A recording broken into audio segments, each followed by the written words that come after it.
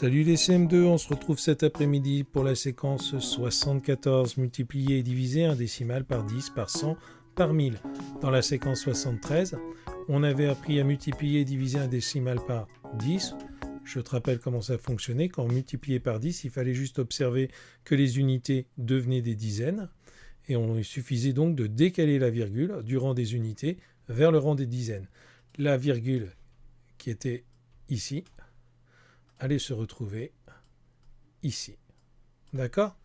Et 0,136 fois 10 devenait 1,36.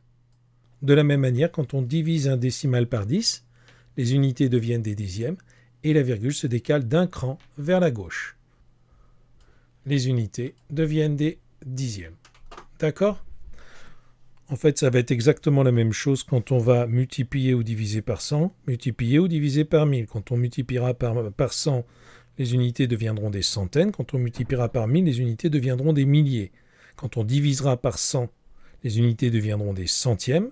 Et quand on divisera par 1000, les unités deviendront des millièmes. Pour t'aider, on va fabriquer un petit truc cet après-midi. Tu as besoin d'une feuille quadrillée avec des carreaux de la même taille que ceux que tu as dans ton cahier, d'une paire de ciseaux. Je te laisse chercher le matériel, tu peux mettre en pause.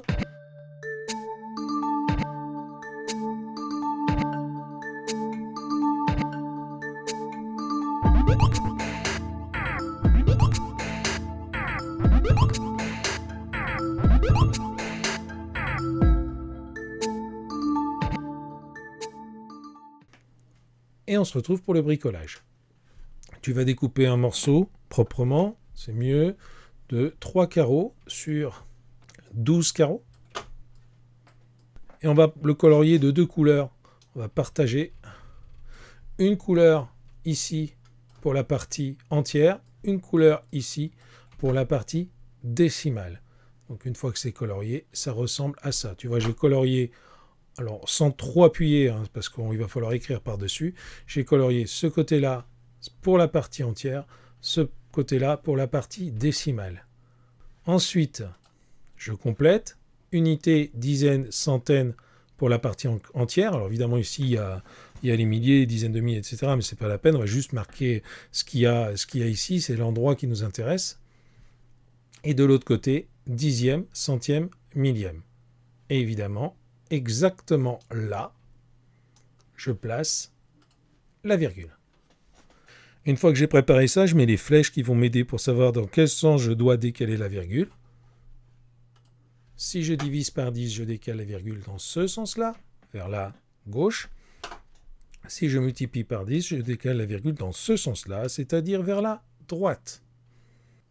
Alors ensuite, comment on se sert de ça? 4,32 fois 10, je multiplie par 10, ce qui veut dire qu'il n'y aura pas de nouveaux chiffres dans notre nombre. Le 4, le 3 et le 2, ils resteront les uns à côté des autres. On écrit bien un chiffre par carreau. Un carreau pour le 4, un carreau pour le 3, un carreau pour le 2. Ils peuvent changer de valeur, ils peuvent devenir des unités, des dizaines, des centaines, des dixièmes, etc. Je ne sais quoi. Rien ne peut s'intercaler entre le 4, le 3 et le 2. Il peut y avoir des zéros avant, des zéros après, mais 4, 3 et 2 se suivront tout le temps. Ensuite, regarde, tu vois, je vais prendre mon petit outil et je vais placer ma virgule. Et je fais apparaître 4,32. 4,32 fois 10, je décale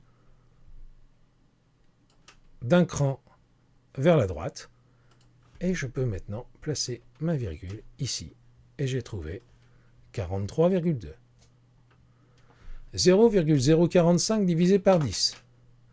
Quoi qu'il arrive, le 0, le 4 et le 5 resteront à côté. Je viens placer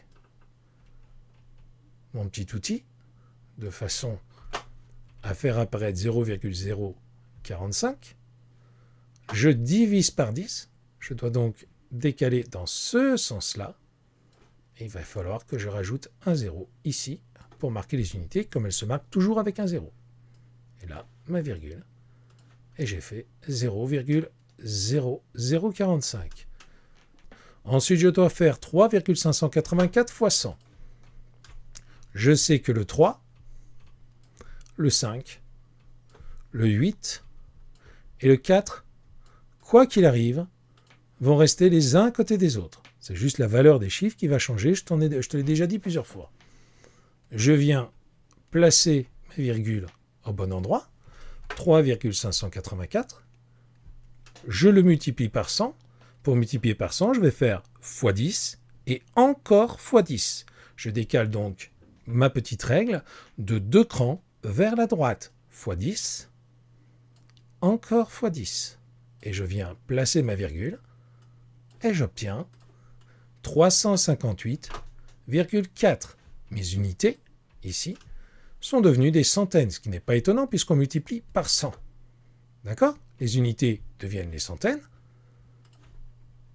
Les dixièmes deviennent des dizaines. Les centièmes deviennent les unités. 52,4 multiplié par 100. Quoi qu'il arrive, le 5, le 2 et le 4 resteront à côté.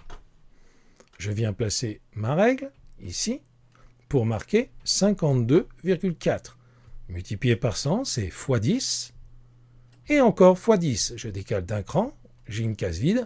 La case vide, je la remplace par un 0. Comme il n'y a ni dixième, ni centième, ni millième, ce n'est pas la peine de mettre la virgule ici. Tu peux la mettre si tu veux, c'est pas faux, mais dans ce cas-là, on ne la mettra pas. Et j'obtiens 5240.